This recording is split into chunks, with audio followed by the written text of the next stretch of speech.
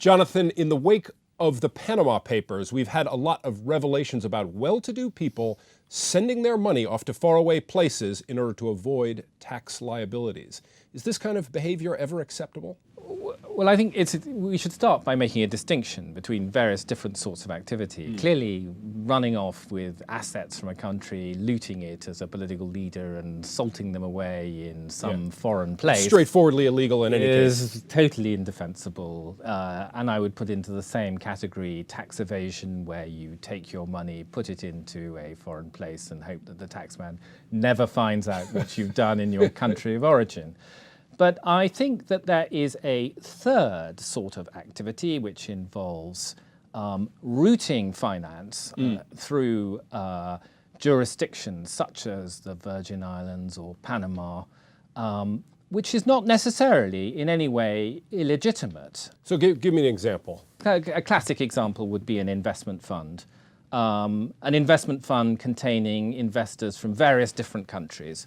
Who gather together to put their money into a third country. Let's say it's an emerging market with a somewhat shaky legal system, so therefore they want to find a place where they can gather together with their cash, where they enjoy certain protections between each other and with the end investor or the investee. So, and at the same time, the profits that come back are not then taxed heavily in the point at which they've gathered, but are lightly taxed, and then the profits from that return to those investors in their countries of origin, and then declare their tax to their own local authorities. I see no particular issue with that. I've made my money in London or in Birmingham or in Edinburgh, and I want to leave it to my children, say, and I develop a trust.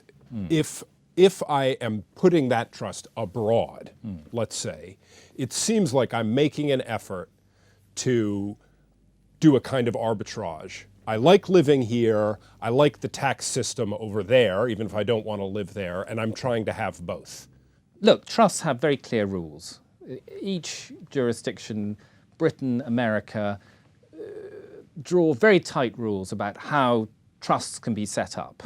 On the question of where the money is located and the use of foreign jurisdictions like the Virgin Islands, the point I would make is this, which is we do live in a world where essentially citizens are free to move their capital around the place. I can invest in China if I choose, I think, if I can get it past the central bank, or I can invest in America. It seems to me rather odd to draw a distinction and to say that the British Virgin Islands is somehow off limits. Let me put this question to you. Are people and companies different in this respect? Are the responsibilities of the two different? I personally am very sympathetic to the idea that companies should be obliged to be very open about what they do. Anything which enjoys limited liability should do so in plain sight, in my view. And I think shell companies should not be allowed to exist in offshore jurisdictions in the way they do. If somebody is doing a legitimate business, a company is making a legitimate investment through the British Virgin Islands, it should do so publicly, and it should be possible for you and me to see what's going on. But people, you think, should get a bit more privacy? I think individuals. Well, I actually think this more broadly. I think it should be the case onshore as well as offshore. I think we should be. I think a company's tax affairs should be much more public than they are in the UK. But I think in the case of individuals, I think it is reasonable with natural persons to allow them a degree of confidentiality in their tax affairs. So, if you and I are put in charge of the UK or indeed the world's tax regime, where do the reforms need to happen? Very simple. Lift secrecy on corporate transactions. Shell companies, undisclosed shell companies should be a thing of the past. Thanks, Jonathan.